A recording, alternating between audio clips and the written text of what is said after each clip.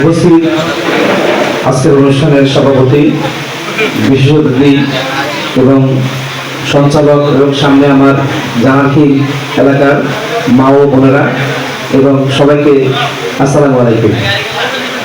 পবিত্র রমজান মাস উপলক্ষে প্রতি বছর বাংলাদেশ জাতীয়তাবাদী দল বিএনপি কর্তৃক আমরা ইফতার সামগ্রী এলাকায় এলাকায় বিতরণ করি। তারই ধারাবাহিকতায় আজকে জামাখিল এলাকায় ইফতার সামগ্রী বিতরণ করছেন। আপনারা রমজান মাসে কষ্ট করে এখানে এসেছেন, সকলকে ধৈর্য ধরে বসার জন্য অনুরোধ করছি। আপনারা জানেন বাংলাদেশ জাতীয়তাবাদী দল দীর্ঘ 17 বছর ক্ষমতায় ছিল না, তারপরও আমরা আপনাদের পাশে ছিলাম। আমাদের দেশনেত্রী বেগম খালেদা জিয়া অসুস্থ আছে, ওনার জন্য দোয়া করবেন।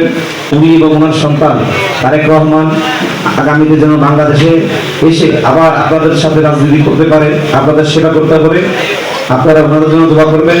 এবং এখানে যারা আজকের এই অনুষ্ঠানটি আয়োজন করেছেন সকলের জন্য দোয়া করবেন। আমি এই বলে আমার সংক্ষিপ্ত বক্তব্য শেষ করছি। বাংলাদেশ জাতীয়তাবাদী স্বেচ্ছাসেবক দল আকবর থানা জিন্দাবাদ, তারেক রহমান জিন্দাবাদ, খালেদা জিয়ার সুস্বাস্থ্য কামনা করি এবং শহীদ প্রেসিডেন্ট জিয়া রহমান অমর হোক। ধন্যবাদ। আসলে বিশেষ কিছু বলার নেই, এটা হচ্ছে আমাদের যারা রয়েছেন তাদের মধ্য থেকে একটা ইফতার সামগ্রী বিতরণের অনুষ্ঠান।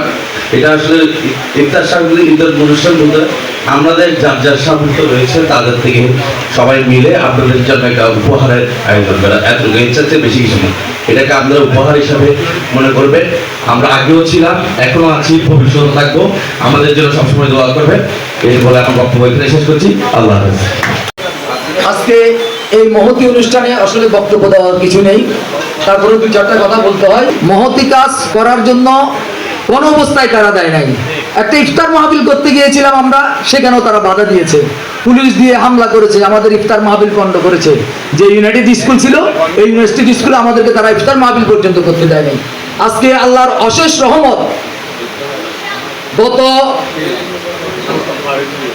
জুলাই আগস্টের 17 বছর যে কয়টা নির্বাচন গিয়েছে, আমরা কেন্দ্রে গিয়ে ভোট দিতে পারি নাই। আমাদের অসহায় মা বোনরা, যারা চিহ্নিত মা বোনরা, তারাও পর্যন্ত যাইতে পারে না। পুরুষ তো যাওয়া দূরের কথা, আমরা তো যাবো সেটা দূরের কথা, দিবা স্বপ্ন ছিল। আওয়ামী লীগ এই অবস্থা সৃষ্টি করে রেখেছে। আপনারা এই 17 বছর পরে সামনে যে নির্বাচন আসছে, সেই নির্বাচনে আমাদের দল বিএনপির ধানের শীষ প্রতীকে ভোট দিবেন, মন খুলে সেই আশা ব্যক্ত করে আমি আমার বক্তব্য শেষ করছি। আসসালামু আলাইকুম ওয়া রাহমাতুল্লাহি ওয়া বারাকাতুহু। আমরা অতীতের ন্যায় অতীত ছিলাম আপনাদের মাঝে ইফতার সামগ্রী নিয়ে, এখনো আছি। ইনশাআল্লাহ সামনের দিনেও আমরা আরো বিশাল আকারে আপনাদের মাঝে থাকবো। এই বলে আমার বক্তব্য এখানে শেষ করছি। বাংলাদেশ জিন্দাবাদ।